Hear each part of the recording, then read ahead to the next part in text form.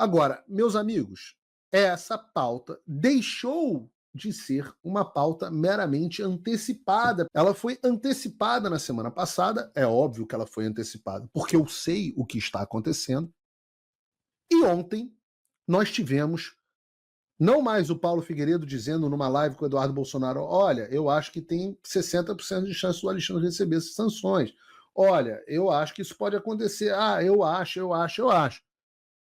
Mas nós passamos a ter pela primeira vez ontem um membro do Congresso dos Estados Unidos, o deputado Rich McCormick, que fez um requerimento formal à Casa Branca de Donald Trump, pedindo para que o Alexandre seja incluído não somente nas sanções de visto, que nós tratamos aqui no bloco anterior, mas, muito pior também, que sejam aplicadas ao Alexandre de Moraes essa chamada pena de morte financeira, que são as sanções ou FAC, através da lei Magnitsky.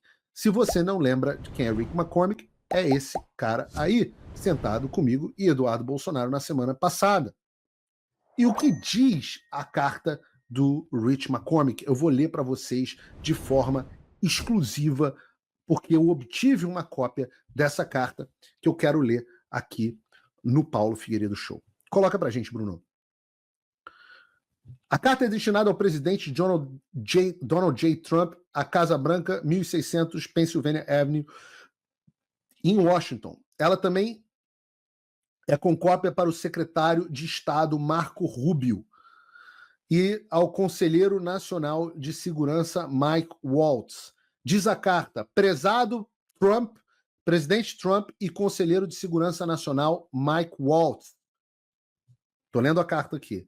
Na última semana, o ex-presidente Jair Bolsonaro foi indiciado no Brasil em uma tentativa descarada do regime brasileiro de afastar o principal candidato das eleições do próximo ano. O indiciamento do ex-presidente Jair Bolsonaro, e aqui nos Estados Unidos indictment e denúncia são coisas parecidas, mas a denúncia que eles estão dizendo aqui, que é o momento que nós chegamos, do ex-presidente Jair Bolsonaro não se trata de justiça. Trata-se de eliminar a concorrência política por meio de lawfare judicial, da mesma forma que o presidente Trump foi alvo antes de realizar o maior retorno político da história. O ministro do Supremo Tribunal Federal, Alexandre de Moraes, transformou o judiciário brasileiro em uma arma para esmagar a oposição, proteger o presidente Lula e manipular as eleições de 2026 antes mesmo que um único voto seja contabilizado. Suas ações são um ataque direto à democracia, à liberdade de expressão, ao Estado de Direito e solicitamos respeitosamente que tomem medidas para garantir que o Brasil tenha eleições livres e justas em 2026. Moraes não é apenas um problema para o Brasil. Ele representa uma ameaça crescente para os Estados Unidos. Ele já tentou censurar empresas americanas, suprimir a liberdade de expressão e minar a soberania digital dos Estados Unidos.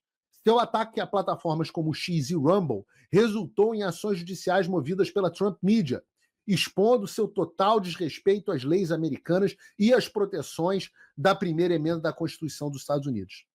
Em resposta ao processo, Moraes retaliou proibindo todos os vídeos do Truth Social no país, aplicando multas pesadas ao X de Elon Musk, que já havia sofrido sanções semelhantes, e uma proibição total, e impondo uma proibição geral ao Rumble no Brasil, exigindo que empresas americanas fornecessem informações confidenciais de usuários dissidentes políticos que buscam refúgio nos Estados Unidos, e ameaçando um CEO americano, o Chris Pavlovski, com acusações criminais.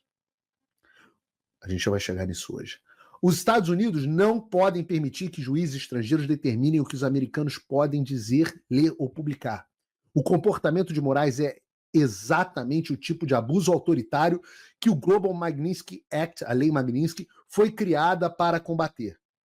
Suas flagrantes violações dos direitos humanos, sua censura a opositores políticos e o uso do poder judiciário para manipular eleições justificam a aplicação imediata de sanções por parte dos Estados Unidos da América.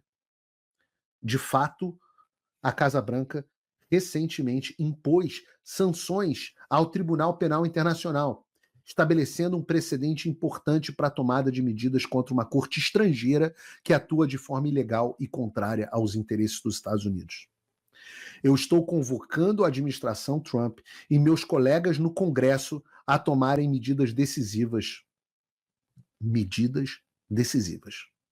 Moraes e seus cúmplices devem enfrentar consequências reais, incluindo sanções Magnitsky, proibição imediata de vistos e penalidades econômicas. O presidente e o Departamento de Estado têm autoridade para tomar essas medidas, e Moraes deve responder por seus abusos de direitos humanos e ações antidemocráticas. Se nada for feito, estaremos sinalizando que os Estados Unidos toleram uma tirania judicial que ameaça não apenas a democracia brasileira, mas também os nossos próprios interesses nacionais. O povo do Brasil merece o direito de escolher os seus próprios líderes nas urnas e não vê-los ser removidos por um juiz arbitrário. Os Estados Unidos devem se posicionar em defesa da democracia, da liberdade de expressão e do Estado de Direito, antes que seja tarde demais. Assina congressista Rich McCormick.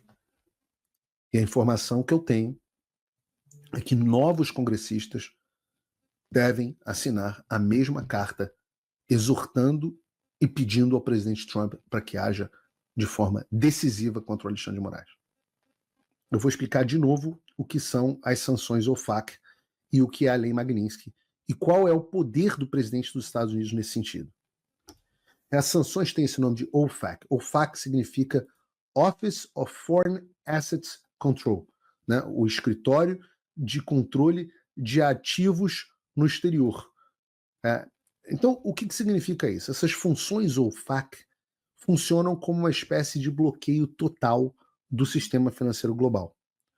Quando alguém entra na SDN list, na lista SDN, SDN vem de Specially Designated Nationals, ou pessoas, né, designadas especialmente. Não só nos Estados Unidos que a vida financeira, quando o cara entra na lista SDN, não é só nos Estados Unidos que a vida financeira dessa pessoa acaba.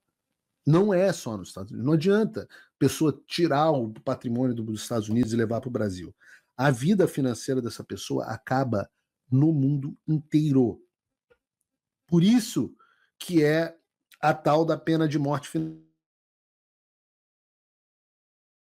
O próprio Elon Musk pensa que você precisa ter ativos no Brasil para ter problema. Então, se você tira o seu dinheiro dos Estados Unidos, pronto, está o problema resolvido. Não funciona assim, porque o sistema financeiro internacional ele gira em torno do dólar e dos bancos que têm conexão com os Estados Unidos. Então, qualquer instituição que continue fazendo negócio com alguém sancionado, no caso, se fosse o Moraes for sancionado, essa pessoa pode sofrer sanções secundárias, o que significa ser expulsa do mercado financeiro internacional, e nenhum banco quer correr esse risco. Então, o resultado é que, mesmo que a pessoa tenha conta no Brasil, na Europa, em qualquer outro lugar, os bancos simplesmente encerram as contas para evitar problema. E há um efeito cascata, inclusive no Brasil. O sujeito não consegue mais abrir um cartão de crédito, ele não consegue ter uma conta num crediário no Magazine Luiza. A reação padrão do mercado financeiro é simplesmente cortar laços com esse indivíduo leproso. E foi exatamente isso que aconteceu com Karim Khan, que é o promotor do Tribunal Penal Internacional. Depois que ele entrou nessa SDN list, os bancos ao redor do mundo fecharam todas as portas para ele.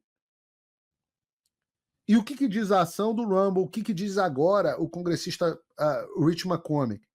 Que a razão para a ordem executiva usada contra o Khan pode ser idêntica à eventual ordem emitida contra o Alexandre. Dá para copiar e colar a decisão.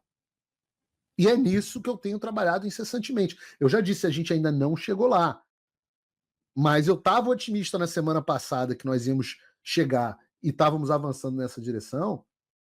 E agora nós estamos bem mais avançados.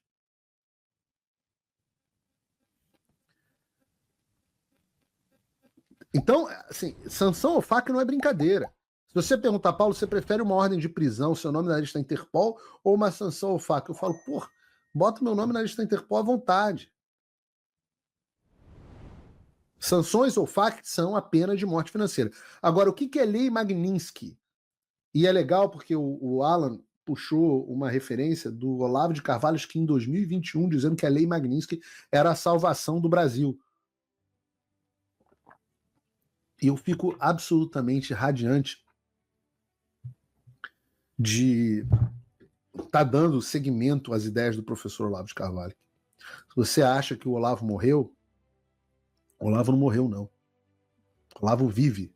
Vive através de nós. Vive através do Alan, vive através de mim, vive através de tantos outros dos seus milhares de alunos. E o que é a Lei Magnitsky? A Lei Magnitsky, oficialmente conhecida como Global Magnitsky Human Rights and Accountability Act, é uma legislação federal americana que foi aprovada em 2016 que permite que o governo dos Estados Unidos possa impor sanções, inclusive sanções OFAC, contra estrangeiros envolvidos em violações de direitos humanos e corrupção em qualquer lugar do mundo. Entendeu onde é que a gente quer chegar? A Lei Magnitsky é uma das mais poderosas ferramentas da política externa americana, porque ela afeta a capacidade de quem é sancionado de acessar esse sistema financeiro internacional. Então, o que é a Lei Magnitsky? A Lei Magnitsky é o mecanismo pelo qual essas sanções, ou FAC, que eu expliquei agora há pouco, são implementadas. Pode parecer complexo, mas não é. Sanções ou FAC são o tipo das sanções financeiras. Lei Magnitsky é a forma como é o que dá poder ao presidente de aplicar essas sanções. Porque quem executa essas sanções? O presidente dos Estados Unidos. Não precisa de votação no Congresso. Então, basta o Donald Trump decidir o que quer fazer, que com uma canetada ele estabelece a maior punição possível para o Alexandre e companhia.